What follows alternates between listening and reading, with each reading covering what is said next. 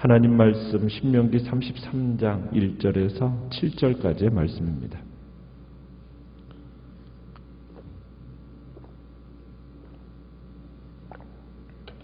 (33장) 1절에서 7절의 말씀입니다. 1절 먼저 읽습니다. 하나님의 사람 모세가 죽기 전에 이스라엘 자손을 위하여 축복함이 이러하니라.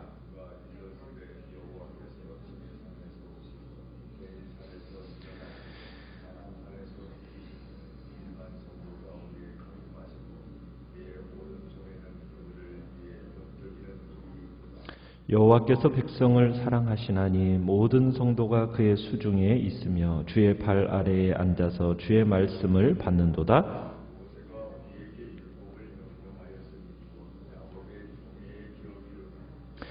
여수론에 왕이 있었으니 곧 백성의 수령이 모이고 이스라엘 모든 지파가 함께한 때로다.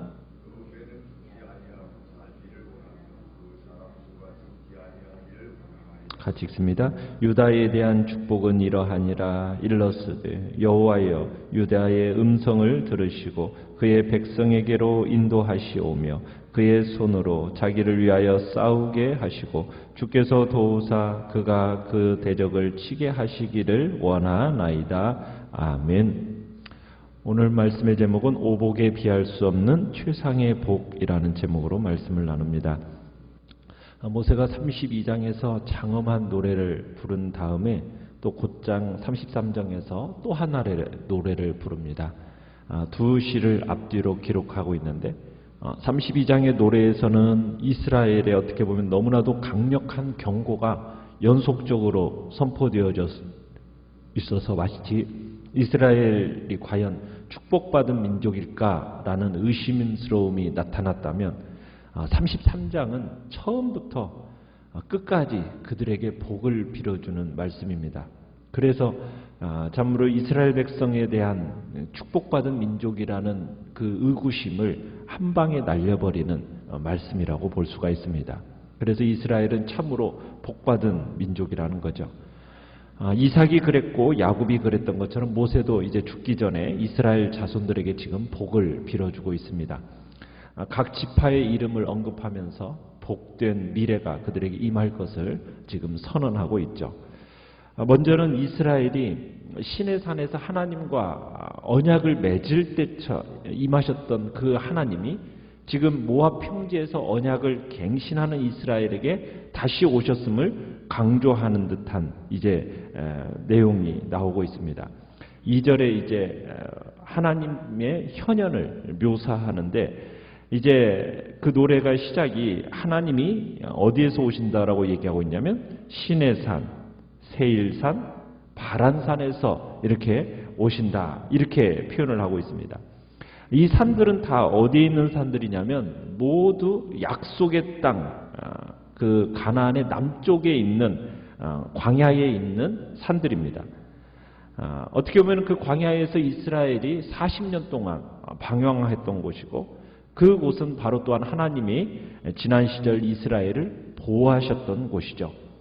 그러니까 하나님이 이스라엘에게 복을 주시려고 지금 광야에서 모압 평지로 오시는 모습을 그리고 있다는 것은 이제 광야 생활이 끝났다. 이것을 암시하고 있는 겁니다. 일반 성도 가운데 강림하셨다. 이렇게 표현을 하고 있는데 이것은 이제 하나님이 이스라엘을 넘치도록 축복하기 위해서 지금 온 세상에 오셨다라는 것을 지금 표현하고 있는 겁니다.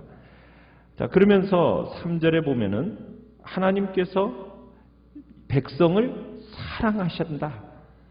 그래서 사랑하시나니 모든 성도가 그의 수중에 있다라고 말씀하고 있죠. 자, 이 수중에 있다. 이건 이제 하나님께서 소유하고 있다. 이런 의미입니다. 그러니까 성도들은 만민 중에서 구별되는 하나님의 소유입니다. 이것은 무엇을 얘기하는 겁니까? 성도들의 안전이 확실하다라는 것을 나타내는 거죠. 왜냐하면 아무도 전능자신 하나님을 그 소유에 손댈 수가 없는 거예요. 그래서 당신은 하나님의 소유를 결코 잃지 않습니다. 그러니 우리 성도들의 안전은 확실하다는 얘기입니다. 이 세상은 끊임없이 우리를 위협합니다. 우리가 세상에 속하지 않고 하나님께 속하였고, 그렇기 때문에 마귀가 끊임없이 가능한 한 모든 수단들을 동원해서 우리의 믿음을 버리게 하려고 안간힘을 쓰고 있어요. 하지만 우리는 기억해야 됩니다. 대적하는 자들의 기세가 아무리 등등해도 우리가 두려워할 필요가 없다라는 거예요. 왜? 우리가 누구의 손안에 있어요? 하나님의 손안에 있는 겁니다. 우리의 피난처가 견고하시고 우리를 지키시는 하나님이 전능하시고 아무도 정말 우리를 그분의 손에서 빼앗을 자가 없습니다. 우리는 루터의 말을 기억해야 됩니다. 루터는 뭐라고 했냐면 마귀라도 하나님의 손안에 있는 일개 작업 도구일 뿐이다. 그러니까 마귀도 아무리 마귀가 우는 사자같이 두루 다닌다 할지라도 우리를 해하고자 기회를 노리고 있다 할지라도 하나님의 보호를 받는 성도, 그 성도는 지금부터 영원까지 우리는 안전하다는 겁니다. 하나님의 보호 아래에 있기 때문에 우리의 안전은 확실하게 보장되어 있다는 거죠. 아무도 우리를 해하지 못합니다. 아무도 우리를 믿음에서 떠나지 못하게 합니다. 언제든지 우리는 누구의 손안에 있기 때문에요? 여호와 하나님, 전능자의 손안에 우리는 그분이 우리와 함께 하시기 때문에 우리는 결코 참으로 믿음을 떠날 수 없는 안전하고 확실한 보장이 우리에게 있다라는 거죠. 하나님이 축복하시고 하나님이 보호하시기 위해서 오셨습니다. 그런 걸 감안할 때 그 사랑에 대한 우리의 반응은 어떠해야 되는가? 그 3절 하반절에 이렇게 얘기하고 있죠. 주의 발 아래에 앉아서 주의 말씀을 받는도다. 사랑에 대한 반응, 우리들은 이런 반응을 보여야 되는 겁니다. 그분의 발 아래에 엎드려서 그분의 말씀에 귀를 기울이는 것, 이것이 우리의 당연한 반응이라는 겁니다. 그러면서 모세는 이스라엘을 찾아오신 하나님이 그들에게 주신 율법을 4절에서 찬양을 합니다. 모세가 우리에게 율법을 명령하셨으니 곧 야곱의 총회의 기업이로다. 이 율법이라는 것은 어떻게 보면 하나님이 세상 모든 민족들 중 이스라엘에게만 주신 특별한 선물입니다. 그러니까 율법은 이스라엘의 소유물 중에 가장 으뜸 가는 보물이라는 거예요. 그래서 우리가 하나님의 말씀을 받는다라는 것이 매우 특권임을, 큰 특권인 것을 우리에게 알려주고 있습니다. 모든 민족, 모든 사람에게 이 특권이 주어진 게 아닙니다. 성도들만에게 주어지는, 성도들만이 누릴 수 있도록 허락되어진 특권이요 축복이라는 것을 우리에게 다시 한번 확인시켜주고 있는 겁니다. 하나님의 말씀이 정말 생명과 축복의 길이기 때문에 이 말씀을 받는 것이 얼마나 큰 특권인지 우리가 알아야 됩니다. 모든 성도들은 이 특권을 귀하게 여기고 사모하는 마음으로 말씀을 받아야 되는 거죠. 많은 사람들이 성경이 있다는 것을 알고 또 성경을 가지고 있어요. 그럼에도 불구하고 성경이 모두에게 지금 유익을 주는 건 아니죠. 있음을 아는 것, 가지고 있다라는 것, 그 안에 어떤 내용이 있다라는 것, 그거 아는 정도만 가지고는 우리가 축복을 기대하기가 어렵죠. 우리가 그 하나님의 말씀을 읽고 깨닫고 받아들여야 되죠. 그럴 때 그 말씀이 참된 가치를 지니게 되는 거 아니겠습니까? 하나님이 주시는 이 특권과 축복을 우리가 누리고자 한다면 베레아 교회 성도들처럼 정말 간절한 마음으로 항상 말씀을 받아야 되는 겁니다. 성경을 아는 방법은 믿음으로 마음을 열고 전적으로 이 말씀을 받아들이는 겁니다. 설교를 들을 때도 우리가 성경을 읽거나 성경 공부를 할 때에도 우리의 마음을 열고 마음을 받아들이는 사람이 하나님의 뜻을 알게 되고 주님의 허락하신 복을 누리게 되는 겁니다. 정말 우리에게 주신 놀라운 특권이고 축복이라는 것을 지금 다시 한번 얘기하고 있는 겁니다. 그러면서 5절에서는 이렇게 얘기하죠. 모압 평지에 이스라엘을 찾아오신 하나님은 이스라엘의 왕이시다. 이렇게 표현한 거죠. 여수론에 왕이 있었으니. 누가 왕이라는 얘기입니까? 그가 여수론의 왕이다. 누가? 하나님이 여수론의 왕이시다. 이스라엘의 진정한 왕, 유일한 왕, 그분은 누구라고요? 하나님이시라는 거예요. 하나님이시라는 거예요. 지금 이제 모세가 죽게 되는 시점에 이스라엘 사람들은 지금 모세 이후의 시대에 대해서 굉장히 불안합니다. 왜 자기들을 지도해줬던 이제 모세가 죽게 된다면 누가 이 민족을 이끌어갈 것인가라는 불안함이 있는데, 지금 이 시점에 누가 이스라엘의 왕이라는 것, 누가 이스라엘의 왕으로 오셨다라는 것을 지금 얘기하고 있는 겁니까? 여호와 하나님이 너희의 왕이시다. 불안해하는 이스라엘 백성들에게 이 말은 바로 큰 위로가 되었을 것입니다. 그러면서 이제 모세가 마지막으로 이스라엘 지파들에게 복을 빌어주기 시작합니다. 6절은 첫 번째 르우벤 지파를 위한 모세의 축복에 대한 기록입니다. 르우벤은 누구입니까? 야곱의 첫 아들이죠. 어머니는 레아입니다.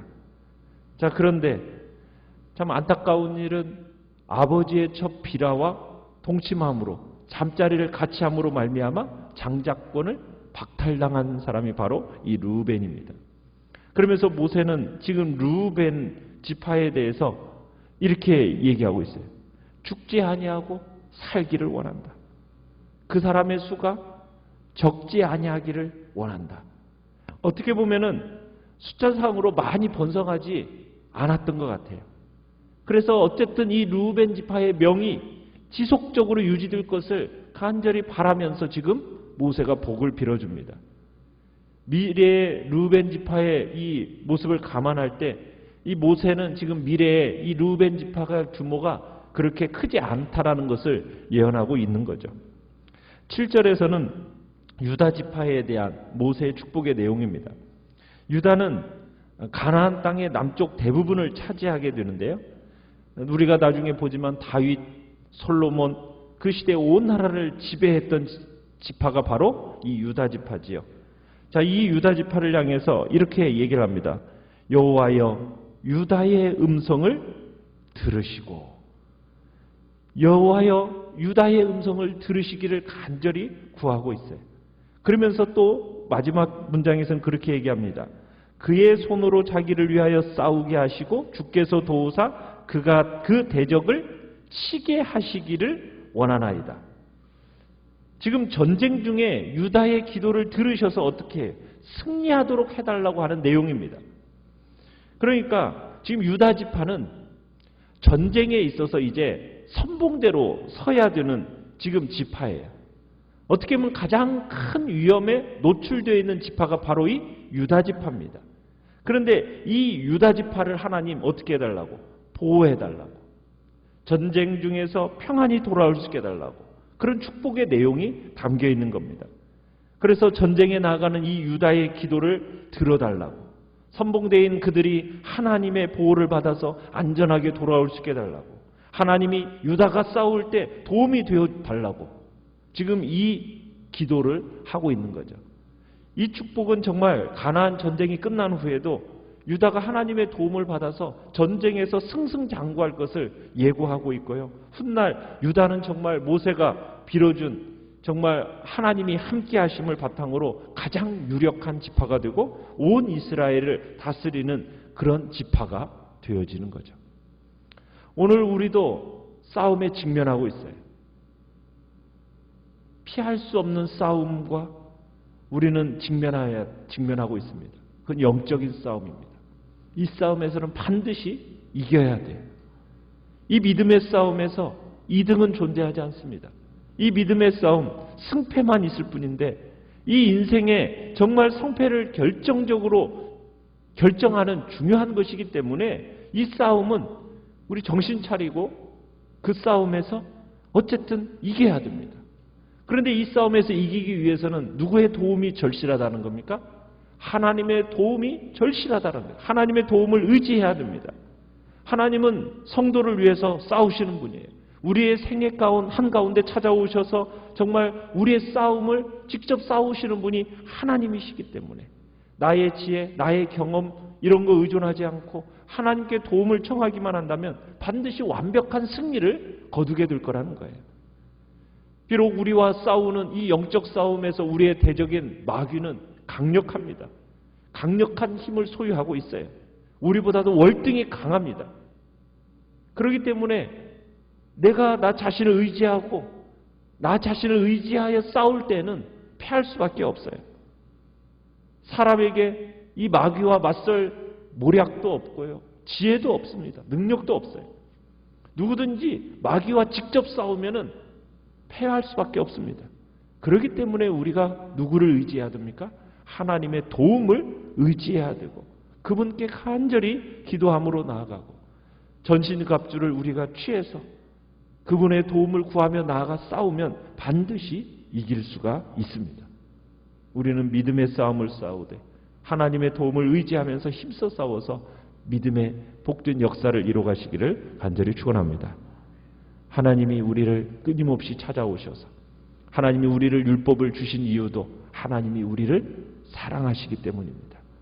하나님과 그분의 말씀이 우리의 기업이고 내게 주신 가장 최고의 복이다라는 사실을 이 시간에도 주님 앞에서 고백하면서 내가 더욱더 하나님을 사랑하고 하나님을 신뢰하며 진리의 말씀을 소중히 여기고 그 말씀을 사모하여서 그 안에 거하는 복된 자리에 이르게 해달라고 이 시간 주님 앞에 기도하며 나아가시길 바랍니다. 오늘 말씀을 생각하면서